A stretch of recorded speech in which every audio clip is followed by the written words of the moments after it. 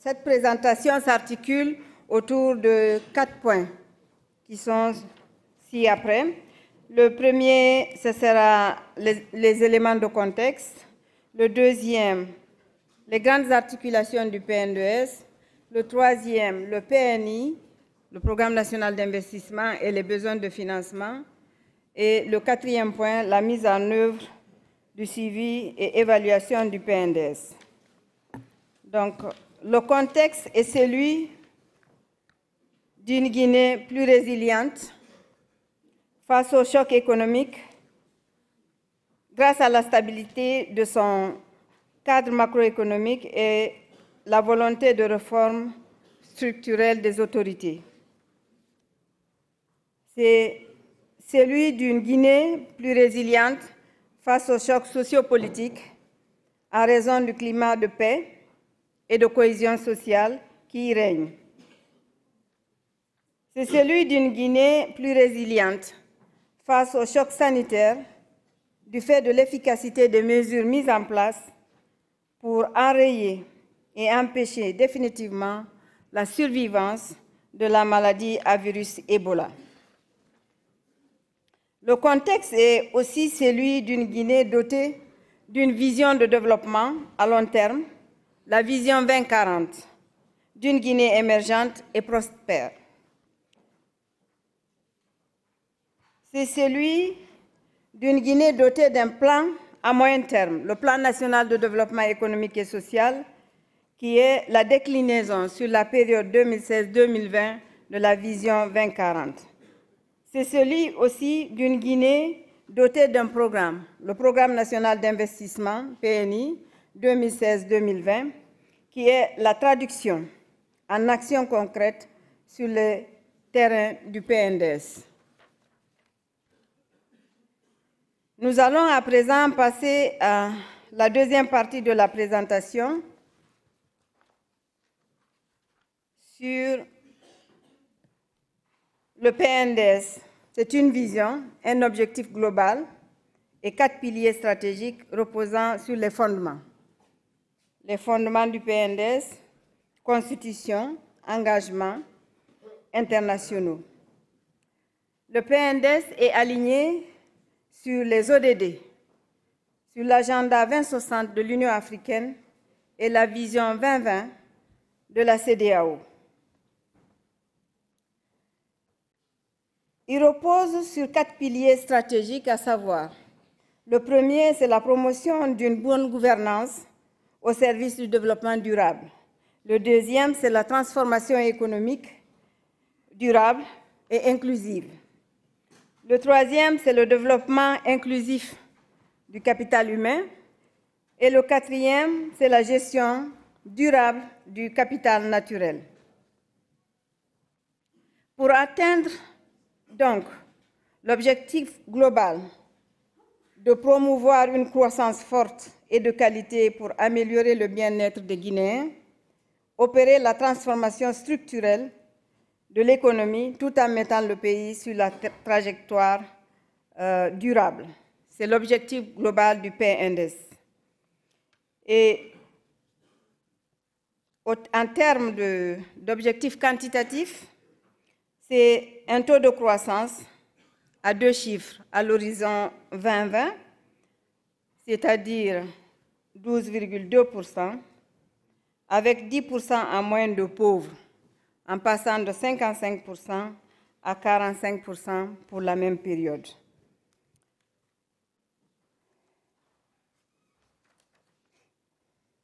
Le PNDES, c'est aussi une agriculture plus productive, durable et intégrée au marché, et comme levier pour la réduction de la pauvreté et en même temps comme source de sécurité alimentaire, de croissance de l'industrie. Le PNDES est également un secteur industriel et tertiaire dynamique basé sur la chaîne de valeur des filières agricoles et minières, constituant un débouché important pour les secteurs agricoles et tirant profit de l'intégration régionale. Pour cela, une bonne gouvernance minière et une utilisation stratégique des recettes minières vont permettre de financer les bases solides du développement que sont les institutions efficaces, un capital humain performant et inclusif et des infrastructures fiables et durables. Maintenant, nous allons passer à la troisième partie de la présentation portant sur le programme national d'investissement et besoin de financement. Nous sommes pris par le temps, donc je vais aller rapidement. Donc, le programme national d'investissement est constitué de projets et ou de programmes d'investissement prioritaires du PNDS, choisis selon des critères objectifs, que sont la pertinence, c'est-à-dire le potentiel d'impact, et la maturité, état de préparation et de disponibilité des études de faisabilité. Ainsi, le programme national d'investissement est catégorisé selon des critères en 3 portefeuilles. Un portefeuille de 267 projets actifs, un portefeuille de 172 projets phares, dont 52 sont à maturité élevée, et enfin un portefeuille de 236 projets en réserve. Le coût estimé du programme national d'investissement, compatible avec le cadrage macroéconomique, je le dis en regardant Georgia, est estimé à 13,7 milliards de dollars, avec un schéma de financement prévisionnel qui table sur une épargne intérieure publique mobilisable de 2,8 milliards de dollars et des financements extérieurs à rechercher de 10,9 milliards de dollars, dont 4,3 milliards attendus sous forme d'investissements directs étrangers. Il est à noter que l'épargne intérieure publique résulterait de l'impact positif des réformes en cours du système de gestion des finances publiques, la performance accrue dans la mobilisation des recettes non minières, l'augmentation des recettes minières en lien avec l'entrée en production de nouvelles sociétés minières et une maîtrise des dépenses courantes. Le financement extérieur, quant à lui, proviendrait des appuis budgétaires de nos partenaires économiques et financiers, des emprunts publics à moyen et long terme et des investissements directs étrangers. Pour aller rapidement, je voudrais finir par vous présenter la 4e partie de ce document qui porte sur la mise en œuvre et le suivi-évaluation du PNDS, qui dit programme dit exigence de rigueur dans le suivi de la mise en œuvre de ce programme. Donc, la mise en œuvre du PNDS met en interaction plusieurs acteurs et fait appel à différents instruments.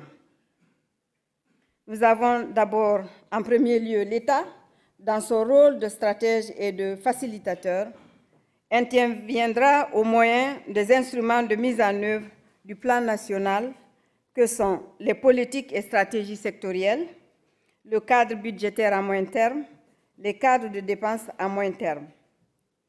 Le PNI ainsi et le programme d'investissement font partie de ce cadre, de ces différents instruments. Le budget de l'État, évidemment. Donc, en deuxième position des acteurs, il y a les collectivités locales, conformément au Code des collectivités locales en vigueur, qui interviendront dans la mise en œuvre du PNDS en recourant aux instruments suivants: les plans régionaux de développement économique et social, les plans de développement local, le programme annuel d'investissement et le budget des collectivités. Maintenant, les instruments de mise en œuvre du PNDS. Le troisième acteur est le secteur privé, que nous pensons est un acteur important Et les instruments de mise en œuvre du PNDS sont, entre autres, la stratégie de développement du secteur privé et son plan d'action en 15 programmes, le plan stratégique de l'Agence de promotion des investissements privés et les diverses plateformes de dialogue public et privé. Donc, le quatrième acteur, ce sera la société civile. Les instruments envisagés sont les contrats de participation pour les réalisations des objectifs du plan. Et enfin, les PTF qui interviendront au moins de leur cadre stratégique pays avec des modalités de l'aide conforme à la déclaration de Paris et le dialogue politique.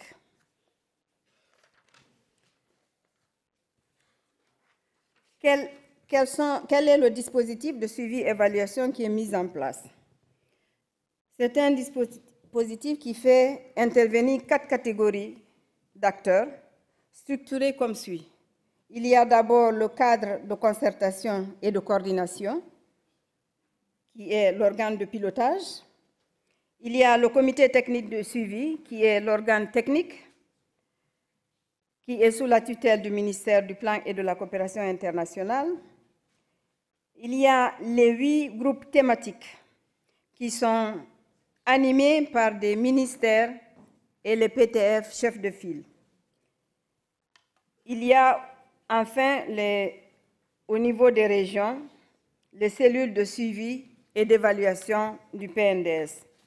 Je voudrais terminer par la dernière présentation qui porte sur la mission du dispositif institutionnel qui sera mis en place.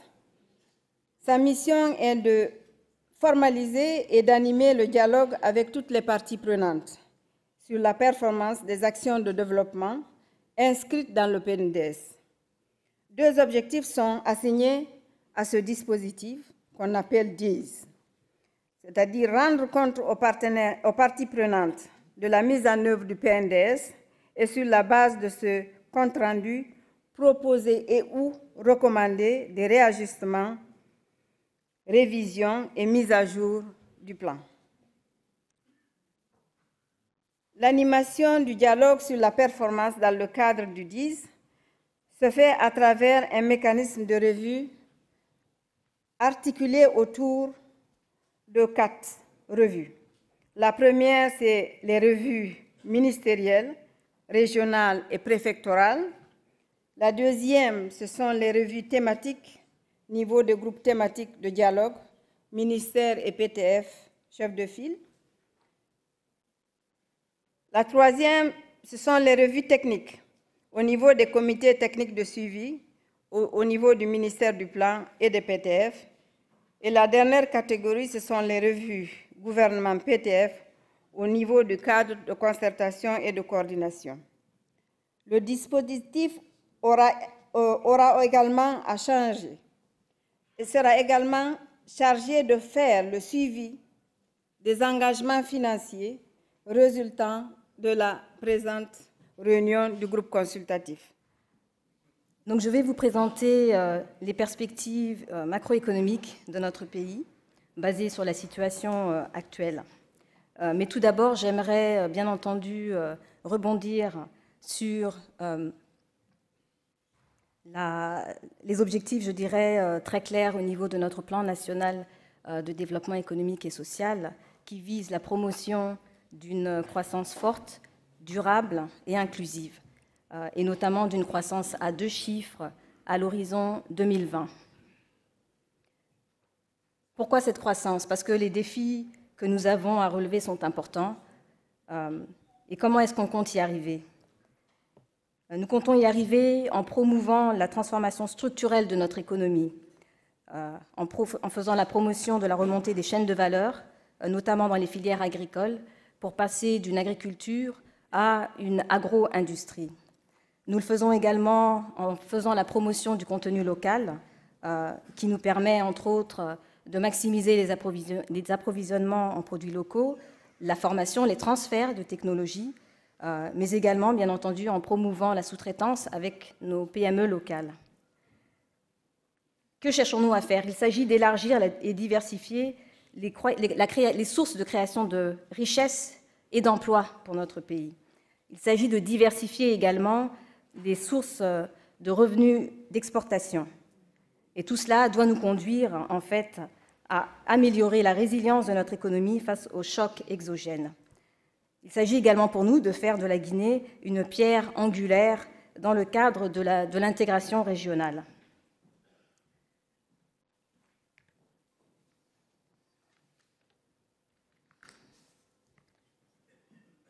Mais tout d'abord, quel est le visage de notre économie? Quel est le visage actuel de notre économie? Donc, sur ce graphique, sur ce slide, donc, vous voyez un petit peu la décomposition des sous-secteurs, ceux qui contribuent à la création de richesses, et cela en fait traduit, quand on examine ce graphique, nous voyons que notre économie reste encore largement caractérisée par la prédominance des industries extractives, notamment donc, la bauxite et l'or, mais également le secteur tertiaire est un secteur qui contribue à près de 50% à la création de richesses, en particulier le commerce. Et bien entendu, la lecture qu'il faut faire ici, c'est bien de comprendre que ce secteur tertiaire repose largement sur une économie, un secteur qui est encore très largement informel. La deuxième lecture qu'on peut avoir, c'est également de considérer l'évolution de chacun de ces secteurs, leur croissance. Et là, ce graphique nous apprend aussi quelque chose d'intéressant, c'est que quand bien même, par exemple, le secteur de l'électricité ne représente qu'1% en termes de contribution à notre PIB, il a cru entre 2015 et 2016 à près de 50%. Et cela a été rendu possible notamment, comme l'ont souligné nos prédécesseurs sur le plateau, cela a été possible notamment par la mise en opération de notre barrage de Caleta.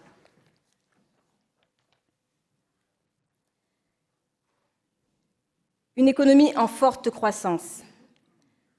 Aujourd'hui, la Guinée bénéficie de l'un des taux de croissance les plus élevés dans la région ouest-africaine. Et cela est tout à fait remarquable quand on sait que nous avons traversé 2 années difficiles qui ont été marquées par deux chocs exogènes. Le premier, donc, cette terrible épidémie qu'a été le virus Ebola, et le deuxième choc caractérisé par la baisse du prix des matières premières. Donc à cet égard, la Guinée a fait preuve d'une résilience importante. Cela a été également souligné par mes prédécesseurs.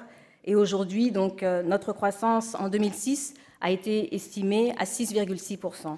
Pour 2017, elle atteindrait 6,7%. C'est donc une croissance qui est supérieure à celle de la moyenne d'Afrique subsaharienne. Et les bases de cette croissance sont relativement équilibrées, donc entre le secteur primaire à hauteur de 10%, le secteur secondaire environ 50% et le secteur tertiaire près d'un tiers.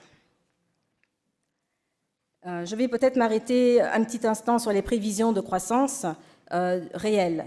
Madame la ministre du Plan et de la Coopération internationale a souligné qu'à moyen terme, nous souhaitons avoir une croissance moyenne annuelle qui tourne autour de 10%.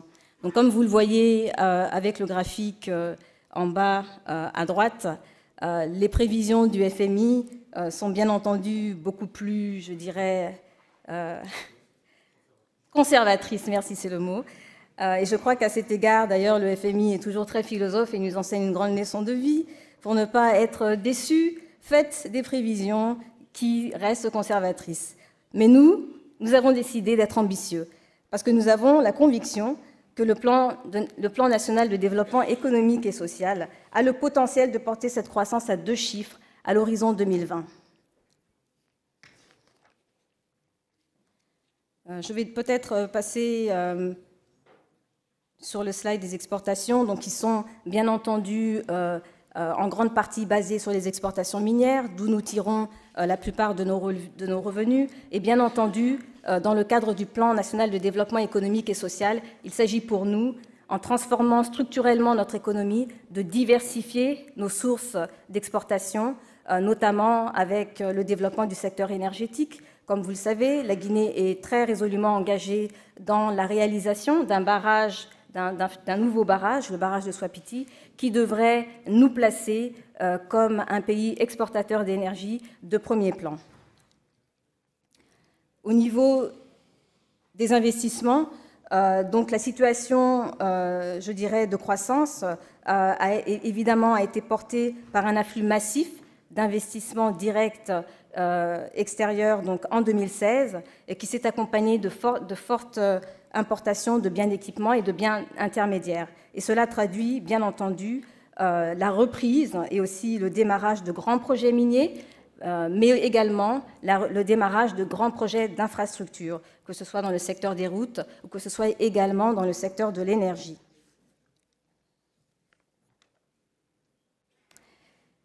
Au niveau budgétaire, donc, qui constitue un élément important, bien entendu, de la gestion macroéconomique, comme cela a été rappelé auparavant, la Guinée a montré également un nouveau visage. Nous avons été en mesure, grâce à une forte progression de nos recettes qui a été permise par une mobilisation et une sécurisation accrue, couplée avec une maîtrise de nos dépenses publiques, nous avons été en mesure de résorber de manière substantielle notre déficit budgétaire avec la réalisation en 2016 et aussi en 2017 d'un excédent au niveau du solde primaire. Et je dois dire que les efforts d'ajustement ont été remarquables. Je laisserai Madame Albertine probablement commenter sur cela. Quand on sait que nous sortions de 2 années qui ont durement éprouvé notre pays, mais également, je dirais, notre trésor public. Au niveau de la dette publique, parce que ça c'est un élément qui est un élément important que je sais que vous, investisseurs, regardez, là aussi, je dirais que nous avons un taux d'endettement qui est largement inférieur à celui des pays de la CEDEAO, et cela donc a été permis, bien entendu, par l'allègement dont nous avons bénéficié au titre de la dette extérieure et de l'initiative des pays pauvres très endettés, mais également donc le graphique du bas, du bas et à droite démontre aussi que nous nous réendettons. Mais ce qui est important de comprendre, c'est qu'on se réendette pour financer des investissements productifs. On se réendette pour pouvoir permettre d'élargir la base de notre croissance et donc de ne pas hypothéquer l'avenir de nos générations futures en promouvant une création de richesses qui nous permettent de rembourser justement cette dette. Donc je crois que ça c'est extrêmement important. Un autre élément important du changement, d'amélioration plutôt au niveau de la politique budgétaire, c'est bien entendu la gestion de la commande publique, qui est pour nous également un instrument de promotion économique. Nous avons entamé un certain nombre d'actions qui visent à dématérialiser de manière progressive cette commande publique. Nous avons également entrepris d'utiliser des outils, des applicatifs qui nous permettent également de pouvoir mieux suivre les délais de passation des marchés et également le point, bien sûr, je dirais le point qui a toujours été difficile pour notre pays, je crois qu'on peut se dire les choses sans tabou, c'est bien entendu l'ampleur des gré à gré, et là également nous avons été en mesure de les réduire, et il s'agit pour nous de les maintenir à un niveau tel que prévu par nos textes législatifs et par nos lois. Au niveau de la politique monétaire, notre politique a été stable. Elle a permis de garantir un niveau d'inflation qui soit contenu et inférieur à 2 chiffres. Et également, la politique monétaire a permis notamment, je dirais, de réduire les écarts entre les marchés officiels et le marché parallèle. Et nous avons été en mesure de reconstituer nos réserves qui avaient été durement entamées, notamment au cours des 2 dernières années, à cause de l'épidémie d'Ebola et de la baisse du prix des matières premières. En ce qui concerne les réformes, les résultats que je vous ai évoqués auparavant reposent, bien entendu, sur la mise en œuvre des réformes. À cet égard, nous avons entrepris, comme vous le voyez donc sur ce slide, un certain nombre de réformes qui ont conduit à avoir des résultats importants, notamment en termes d'amélioration du climat des affaires, notamment également au niveau de la justice, avec la révision du statut des magistrats, qui permet aujourd'hui d'avoir une justice, et je cite les membres du secteur privé que nous avons rencontrés l'année dernière, qui disent que maintenant le droit est dit en Guinée. Donc je crois que ça c'est quand même un témoignage important. Au niveau du secteur minier, cela a été également rappelé par nos prédécesseurs. Il y a eu la révision des contrats miniers, il y a également un nouveau code minier qui est beaucoup plus attractif pour les investisseurs. Donc en termes de gestion macroéconomique, je ne reviendrai pas dessus. J'ai évoqué, je crois, suffisamment donc, les différentes réformes qui ont été conduites. J'aimerais peut-être pour clore mon propos, revenir ou peut-être résumer. La Guinée d'aujourd'hui présente un nouveau visage. Je crois que j'en suis très humblement et très modestement une petite représentation. Et je crois que 3 mots, à mon sens, peuvent caractériser ce qu'est la Guinée d'aujourd'hui, notre beau pays. La rupture, l'ouverture et l'envergure.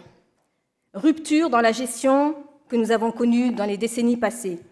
Aujourd'hui, le gouvernement du professeur Alpha Condé est résolument engagé à mettre en œuvre des réformes qui soient axées sur les résultats, sur la performance. Donc ça, c'est une rupture importante. L'ouverture, comme vous le savez, notre président est un pigeon voyageur et il n'a eu de cesse, bien entendu, de chercher à vendre cette nouvelle image de la Guinée, qui, je crois, est une image positive, qui, je crois, est une image qui, je l'espère, vous attireront nombreux sur nos terres de Guinée. L'envergure, enfin, il s'agit de l'envergure de la vision portée au plus haut niveau par notre chef de l'État, qui est celle de la Guinée, de faire de notre pays une Guinée émergente et faire de notre économie l'une des plus performantes, sinon la plus performante en Afrique de l'Ouest. Il s'agit aussi de l'envergure dans les résultats que nous avons atteints. Nous avons pu conclure pour la première fois un programme avec le FMI et nous avons également pu avoir un accord avec les services du FMI pour un programme qui est désormais taillé sur mesure et pour lequel nous avons été en mesure de négocier une enveloppe de prêts non concessionnels. Je crois que ça aussi, c'est inédit pour la Guinée, sinon peut-être même pour peut-être le monde. Je parle sous le contrôle de Madame Albertine. L'envergure, enfin, au niveau des ambitions, qui sont traduites, bien entendu, dans le plan national de développement économique et social, et l'envergure des réformes que nous avons entreprises et que nous continuons à entreprendre. Donc je crois que tout cela permet vraiment d'attester que la Guinée présente un nouveau visage. Je crois que la perception de la Guinée également change. Et en tout cas, je puis également vous assurer de la cohésion de cette équipe gouvernementale, également de son engagement important pour faire de notre terre une terre où toutes ces filles et ces fils réalisent leurs rêves les plus fous et surtout développent leur potentiel le plus important. Je vous remercie. Au cours de mon intervention, je vais me concentrer sur 3 aspects. Le premier aspect sur lequel Madame la ministre a déjà très bien touché, c'est sûrement le progrès, le succès de la Guinée dans la stabilisation macroéconomique. Deuxièmement, je dirais le défi encore qui fait face à la Guinée de générer une croissance plus inclusive et plus élevée. Et troisième, le soutien que le Fonds monétaire international va donner à la Guinée en termes de la mise en place du programme économique et des réformes qui est déliné dans le plan d'investissement économique et social. Donc, premièrement, comme Madame la ministre vient de rappeler, la Guinée vient de conclure avec succès, en novembre 2016, pour la première fois, un accord financier avec le Fonds monétaire international.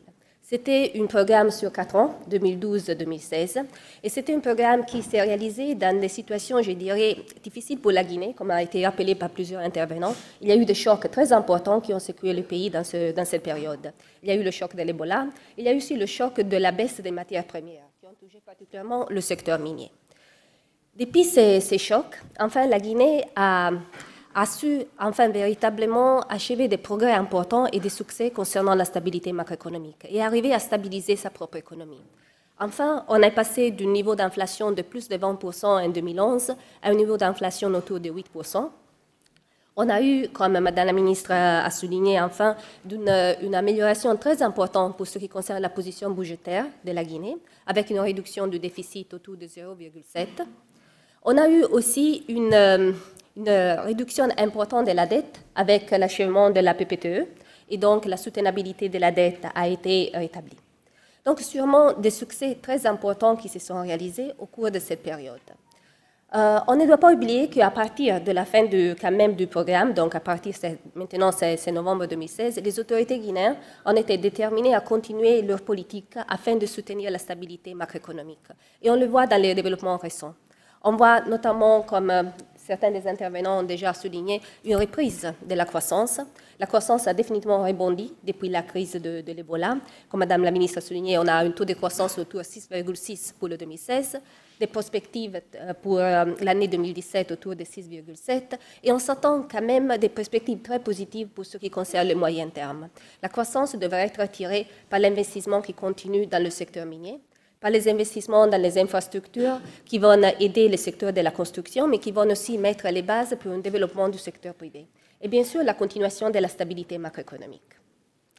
Dans ce contexte, je dirais que la Guinée a achevé beaucoup et dans des conditions très difficiles en termes de stabilité macroéconomique. Maintenant, je pense qu'on passe au cœur de la discussion qu'on est en train d'avoir au cours de ces 2 jours, et la discussion qui est au cœur enfin, du plan de développement économique et social, c'est-à-dire le besoin de générer une croissance qui soit plus élevée et qui soit plus inclusive. Il y a véritablement le besoin d'une croissance qui puisse générer l'emploi, qui est nécessaire pour une population qui est très jeune.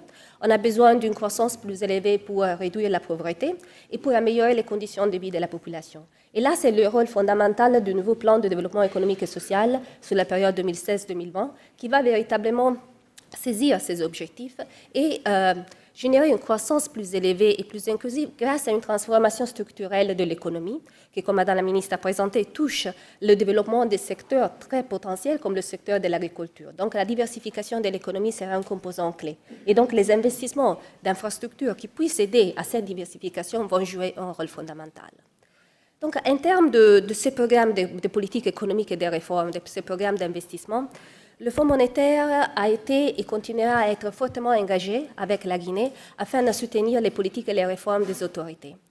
Comme Madame la ministre a indiqué, on a récemment conclu un accord concernant un nouveau programme de politique économique et des réformes des autorités guinéennes qui sera soutenu par la facilité élargie du crédit et qui sera soumis à notre conseil d'administration pour son approbation en décembre de 2017. Donc ce programme visera véritablement à soutenir le programme économique des autorités guinéennes. Et donc, c'est un programme qui vise, comme Madame la ministre a dit, tailler à la mesure de la Guinée. Donc, c'est un programme qui vise à renforcer la résilience macroéconomique du pays. C'est un programme qui vise à augmenter d'une façon importante les investissements publics dans les infrastructures afin de générer plus de croissance. C'est un programme aussi qui vise à renforcer les filets sociaux pour favoriser l'inclusion et aider et contribuer à la réduction de la pauvreté, et surtout aussi à développer le secteur privé comme une source de croissance durable sur le moyen terme. Je dirais qu'afin d'achever ces objectifs, les autorités guinéennes sont très déterminées à la mise en place de politiques macroéconomiques et des réformes qui sont très fortes et qui vont dans la direction de réduire, par exemple, continuer à améliorer la position budgétaire. Donc, dans les développements récents, on voit déjà qu'au cours de la première partie de l'année, on a un excédent budgétaire d'autour de 1%. Donc, l'objectif des autorités, c'est de continuer avec des excédents budgétaires qui vont réduire les besoins de financement, qui vont ouvrir plus de disponibilité des banques vers le secteur privé et qui vont aider à contenir l'inflation. Il y a l'objectif sûrement de bâtir les marges extérieures, c'est-à-dire la Guinée reste vulnérable à des chocs, notamment à des chocs qui concernent les mouvements des prix des matières premières. Donc l'objectif d'accumuler des réserves d'échange international afin de réduire cette vulnérabilité. Sûrement, il y a l'aspect de créer de l'espace budgétaire et de mener une politique d'endettement prudente qui puisse soutenir le niveau de soutenabilité de la dette actuelle de la Guinée afin de générer l'espace pour financer les investissements en infrastructures dont on a besoin. Et enfin, il y a la volonté des autorités à mettre en place des réformes qui vont se concentrer sur l'amélioration du climat des affaires, l'amélioration de la gouvernance, comme des aspects et des piliers clés pour le développement du secteur privé. Donc c'est un programme très riche, très compréhensif, qui vise véritablement à cibler les aspects importants pour générer une croissance plus élevée et plus inclusive que le Fonds monétaire va soutenir et avec lequel va être partenaire de la Guinée dans les prochaines années. Le FMI va continuer à être proche de la Guinée aussi en termes non seulement de soutien financier, mais aussi d'assistance technique et aussi de conseils économiques. Donc, avec ça, je conclus en souhaitant aux autorités guinéennes un vif succès au cours de ces 2 jours de discussion avec les investisseurs et les bailleurs et tout le succès dans la mise en place de propres programmes économiques et de réformes. Merci.